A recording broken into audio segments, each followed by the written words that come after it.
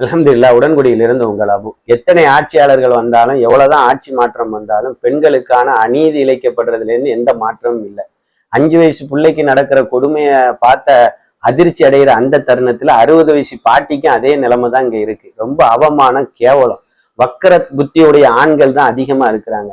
சரி, இந்த ஆட்சி மாறுனா நம்முடைய இது போன்ற கொடூரமான காட்சிகள்லாம் மாறும்னு நினைச்சு மக்கள் ஒரு சில ஆட்சியாளர்களை தேர்வு செய்யும் போது அதை விட அதிகமான கொடுமைகள் நிகழ்த்தப்படுறதை நாம என்ன செய்யறோம் பார்க்கிறோம். சரி, இப்படி கொடுமை நடக்குத ஆட்சியாளர்கள் என்ன பண்றாங்கன்னு சொல்லி சமூக வலைதளங்கள்ல பொதுவான மக்கள் ஆதங்கப்பட்டு கேள்வி எழுப்பும் போது அந்த கொடூரமான நிகழ்வை விட கொடூரமான பதில் அளிக்கக்கூடிய ஆட்சியாளர்களை ஆதரிக்கக்கூடிய மக்களை என்ன செய்யறோம் பார்க்கிறோம்.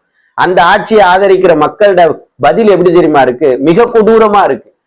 பாலியல் பலாத்காரம் பண்ணி பிள்ளைய கொலை செஞ்சான, மூதாட்டியை கொல்றான, அவனை விட கொடூரமானவனா இவன் இருக்கிறான்.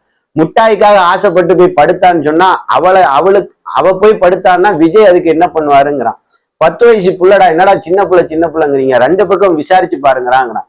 பிள்ளைய அநியாயமாக சிதைத்து கொலை செஞ்சு தூக்கி எறிஞ்சிடறான். அந்த நிகழ்வை பார்த்தவன், அறிஞ்சவன் இப்படி ஒரு கேள்வி கேட்கிறான்னா அவன் எவ்வளவு கொடூரமானவனா இருப்பான் யோசிச்சு பாருங்க. அப்போ ஆட்சி மாறுது அப்படிங்கிறதுனால நம்ம இந்த ஒரு முடிவை என்ன செய்ய முடியாது, எடுக்க முடியாது. கண்டிப்பாக தண்டனை கடுமையாக்கப்படணும்.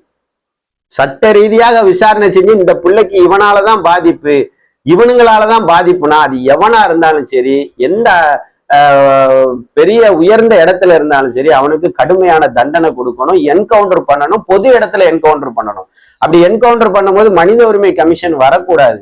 அநீதி இழைக்கப்படுற பெண்களுக்காக பெரும்பான்மையான வராதவங்க இந்த கொடூரமானவர்கள் கொலை செய்யப்படும் போது வரவே கூடாது. இப்படி தண்டனை கடுமையாக்கப்பட்டால் மட்டும்தான் பெண்களுக்கான பாதுகாப்பை உறுதி செய்ய முடியும். எத்தனை ஆட்சி மாறினாலும் பெண்களுக்கான பாதுகாப்பை உறுதி செய்ய முடியாது.